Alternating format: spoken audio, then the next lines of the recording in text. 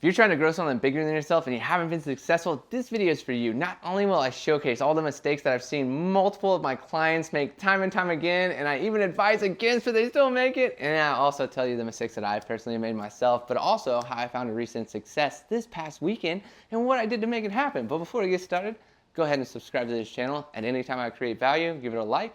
And if you got a comment or a question, drop it in the comments below. I'd love to answer it. So let's get started. Number one, right out the gates. What is the common mistake people make when they're trying to build something greater than themselves is they try to go to the final version first.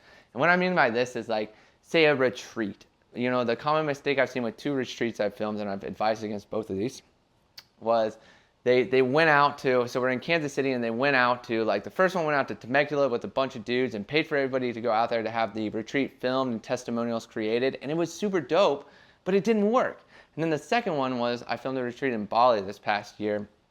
And they invited friends and family out there. Same kind of deal. We filmed it, we created testimonials, and it didn't work. And you know why they both didn't work? Because these people didn't build a local community first, and they didn't start from the ground up. They went to the end vision and tried to start there versus starting from the ground, planting the seed, and slowly growing it. And growing a community takes time.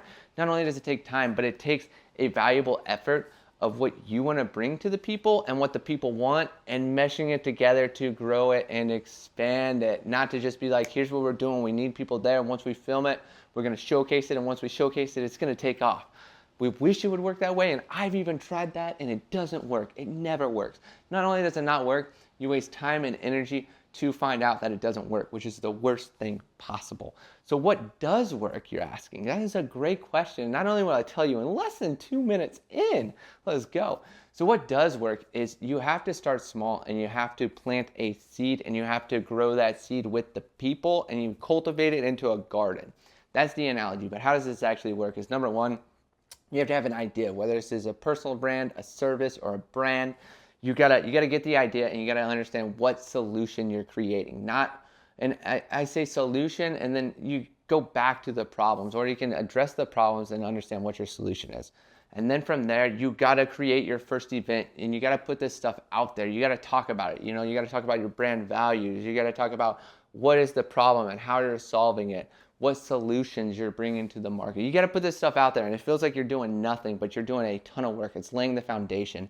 And then you need to host an event. You got to get these people together where you can test this idea. And so, for instance, what I did was similar to the retreats. The retreats is the big vision of what I want to do with business and self-care and weekend, 48-hour retreats, and maybe scale up to a week. But the brand's weekend or collective, so I want to do 48 hours. But anywho, so what we want to do is like start with those retreats, or we want to end with those retreats. So what we did this past weekend was a meetup. We did content and connections, because I understand in business, one of the first pain points is people don't have content in themselves and they don't have connections. And those two things can take you from here to here in a month. I've seen it in my own life, and that's why we did this for business. So then what I did was I put that event out there, and I was like, I hope, what did I say? 6 people show up.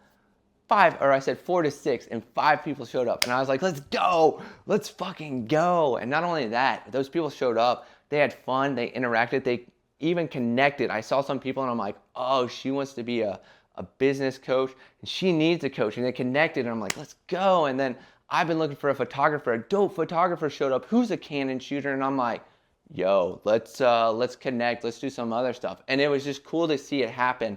But from that and seeing it happen, I was like, A, it worked, check.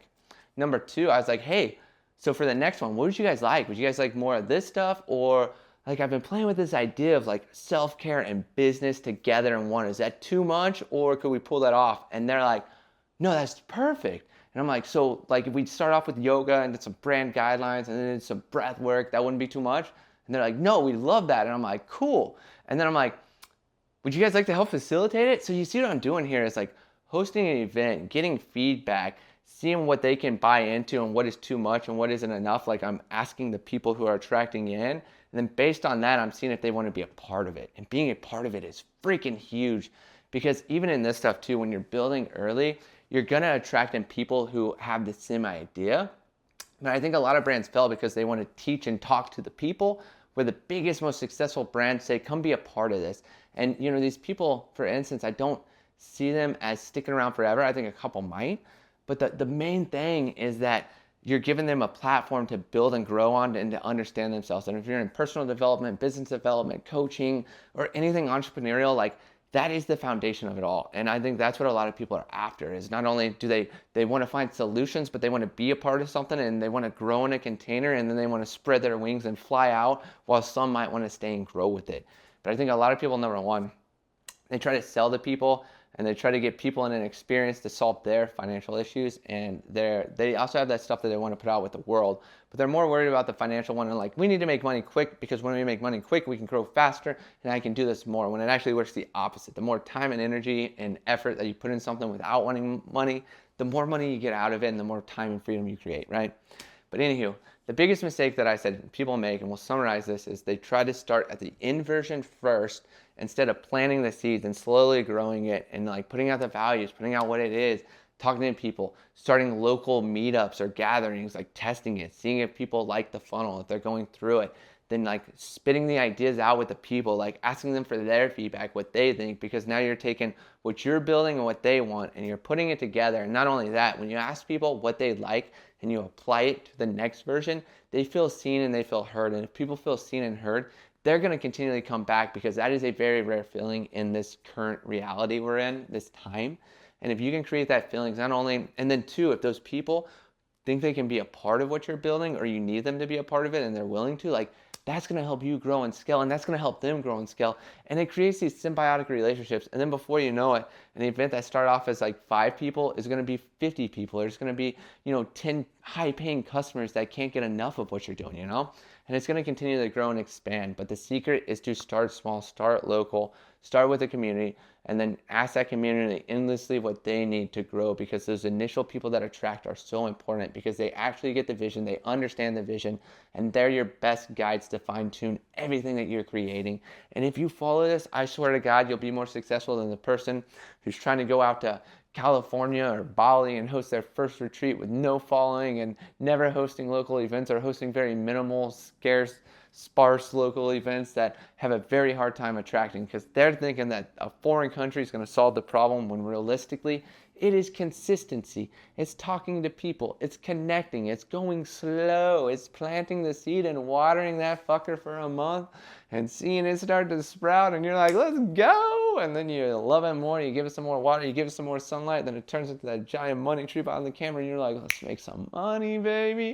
And then you start sharing the seeds with other people, they start making some money, and then before you know it, you're like, dude, this worked, I'm feeling something bigger than myself, and I didn't feel like everybody else around me. So, and that was under 8 minutes. Let's go. Thank you guys so much for watching this video. Peace out. Have a good day, and we'll see you tomorrow.